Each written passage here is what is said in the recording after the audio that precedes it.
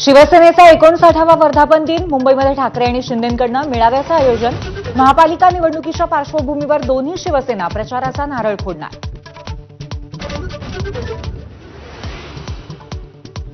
सर्व कावेबाज कारस्थानी लोकांच्या छाताडावर पाय रोवून शिवसेना 59 वर्ष ठामपणे उभी. दैनिक सामनातनं विरोधकांना सणसणीत टोला. शिवसेना कदापि गुजरात व्यापारी पॅटर्न पुढे झुकणार नाही, भाजपला डिवचलं. बारामतीच्या माळेगाव साखर कारखान्याच्या निवडणुकीवरनं आरोपांची राळ. पीडीसीसी बँक रात्री 11 वाजता उघडी. मतदारांची यादीही सापडल्याचा रंजन तावरेंचा आरोप. तर बँकेत पैशांची पाकिटं भरायचा उद्योग सुरू आहे असाही सवाल.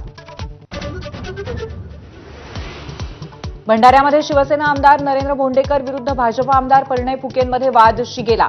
फुकेंना भंडाऱ्याचं राजकारण समजायला अजून वेळ, त्यांनी पक्ष वाढवण्यावरती भर द्यावा, भोंडेकरांचा खोचक सल्ला.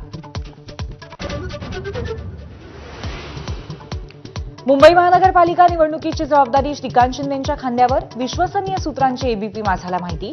निवडणुकीबाबत सर्व निर्णय श्रीकांत शिंदेच घेणार असल्याची माहिती. मुंबईसह उपनगरामध्ये रात्रभर पावसाची संततधार. सखल भागामध्ये पाणी साचायला सुरुवात. मध्य आणि पश्चिम रेल्वेची वाहतूक 10 ते 15 मिनिटांनी उशिरा.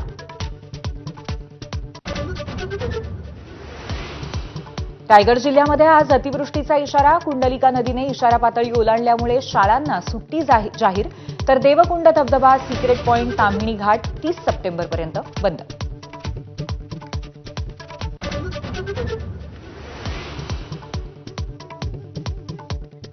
पुण्यामध्येही पावसाची हजेरी. आळंदीमध्ये इंद्रायणी नदीच्या पाणी पातळीमध्ये वाढ. तर लोणावळ्यामध्ये गेल्या 24 तासामध्ये 221 मिलीमीटर पावसाची नोंद.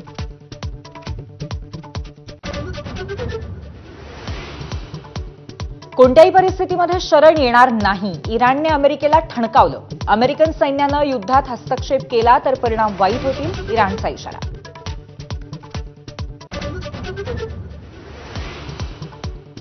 युद्धादरम्यान इराणमध्ये अडकलेल्या भारतीयांना वाचवण्यासाठी राबवलं ऑपरेशन सिंधू. 110 भारतीय विद्यार्थ्यांची पहिली तुकडी दिल्लीत दाखल. आर्मेनिया मार्गे विद्यार्थी परतले मायदेशी.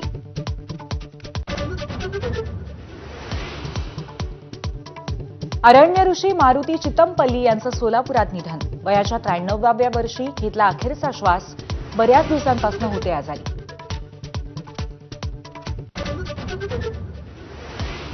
संतश्रेष्ठ ज्ञानेश्वर माऊलींची पालखी आज आळंदीतनं पंढरपूरच्या दिशेने प्रस्थान करणार. माऊलींच्या पालखी सोहळ्यासाठी अलंकापुरी सजली.